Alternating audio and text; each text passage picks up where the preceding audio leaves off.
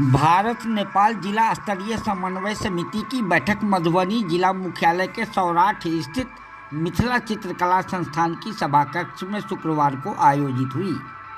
यह बैठक मधुबनी डीएम अरविंद कुमार वर्मा एवं नेपाल के धनुषा जिले के सीडीओ चक्रपाणी पांडे की संयुक्त अध्यक्षता में संपन्न हुई, जिसमें प्रमंडलीय आयुक्त मनीष कुमार एवं डीआईजी बाबूराम सहित दोनों पक्षों के प्रतिनिधि मंडल के सदस्यों ने भाग लिया। बैठक में आगामी लोकसभा आम निर्वाचन सहित विभिन्न मुद्दों पर विस्तृत रूप से द्विपक्षीय चर्चा की गई। बिहार के रास्ते भारत में नेपाल से फेक करेंसी के आवागमन पर रोक लगाने पर विशेष रूप से चर्चा की गई। साथ ही आगामी लोकसभा चुनाव को लेकर दोनों देश के बॉर्डर पर कड़ी सुरक्षा व्यवस्था पर विशेष रूप से जोर दिया गया। बैठक में दोनों पक्षों के सदस्यों ने बारी बारी से मानव तस्करी, शराब के भारतीय सीमा क्षेत्र में प्रवेश करने पर नियंत्रण, बिहार में शराबबंदी कानून को प्रभावी रूप से लागू करने में नेपाल के सीमावर्ती जिलों का महत्वपूर्ण सहयोग, बॉर्डर पर अतिक्रमण, जाली नोटों पर अंकुश, अपराधियों की धरपकड़, असामाजिक तत्वों द्वारा खुली सीमा का दुरुपयोग, प्रतिबंधित दवाओं की तस्करी, सूचनाओं का आदान प्रदान सहित कई अन्य महत्वपूर्ण विषयों पर व्यापक चर्चा हुई एवं संबंधित अधिकारियों ने अपनी अपनी बातें भी रखी। वहीं मधुबनी डीएम अरविंद कुमार वर्मा ने कहा कि आगामी लोकसभा निर्वाचन 2024 के आलोक में दोनों देशों के अधिकारियों को आपसी समन्वय के साथ पूरी तरह से सजग होकर कार्य करना होगा। उन्होंने मतदान के दिन बॉर्डर सीलिंग को लेकर हुई विस्तार से चर्चा की और उन्होंने दोनों देशों के संबंधित अधिकारियों का एक व्हाट्सएप ग्रुप बनाने की भी बात कही, ताकि सूचनाओं के आदान प्रदान में तेजी लाई जा सके।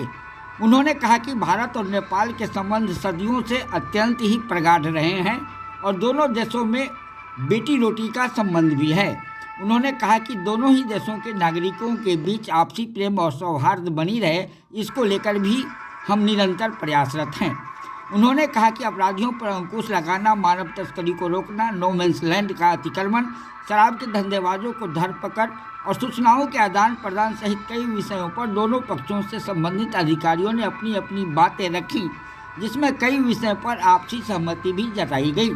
वहीं प्रमंडलीय आयुक्त मनीष कुमार और डीआईजी बाबूराम ने कहा कि भारतीय लोकतंत्र विश्व का सबसे बड़ा एवं महत्वपूर्ण लोकतंत्र है।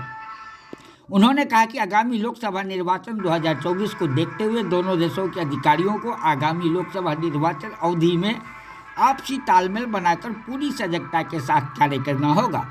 वहीं पुलिस अधीक्षक सुशील कुमार ने नेपाली नंबर के वाहनों के भारतीय सीमा क्षेत्र में प्रवेश एवं नेपाली सिम के दुरुपयोग पर रोक लगाने की बातें कही। इसके पूर्व दोनों देशों के राष्ट्रगान के साथ बैठक की शुरुआत हुई। बैठक में एसएसबी के 48वीं वाहिनी के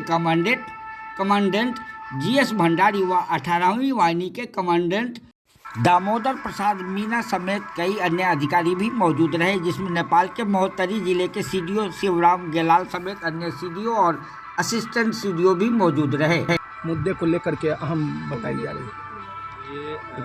इंडो नेपाल की क्वार्टरली मीटिंग होती है जिले की। आज इंडियन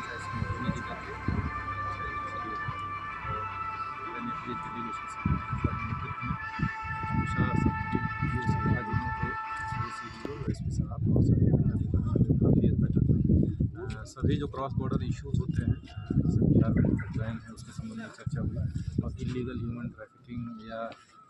इलीगल आर्म्स सब का जो मूवमेंट होता है, ड्रग्स का मूवमेंट, तो अन्य प्रकार के जो क्रिमिनल्स एक दूसरे की तरफ से अभिप्राय करते जाते हैं, उसके बारे में सूचनाओं का आदान प्रदान किया गया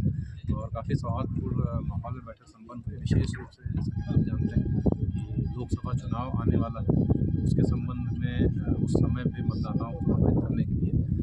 कैश का मूवमेंट या लिकर का मूवमेंट या प्रेशियस मेटल या अन्य प्रकार के ड्रग्स और इलीगल आर्म्स के मूवमेंट की संभावना बढ़ी रहती है, तो उसके विशेष रूप से अनुरोध किया गया और नेपाल साइड के सीडीओज ने, एसपीज ने, नेपाल साइड के हमारे पास एसपी हैं, उनके भी जो काउंटर पार्ट्स हैं, उन लोगों ने, सभी लोगों ने एकदम आश्वासन दिया है पूरे बॉर्डर को चेकिंग बढ़ाएंगे, चेक पोस्ट बढ़ाएंगे और सरहद निगरानी में रखेंगे ताकि किसी प्रकार से लोकसभा चुनाव को प्रभावित करने के लिए लेकर अवैध रूप से या किसी प्रकार का कैश या अन्य कोई सामग्री उसका क्रॉस बॉर्डर मूवमेंट ना हो पाए और मैं बहुत ही सक्सेसफुल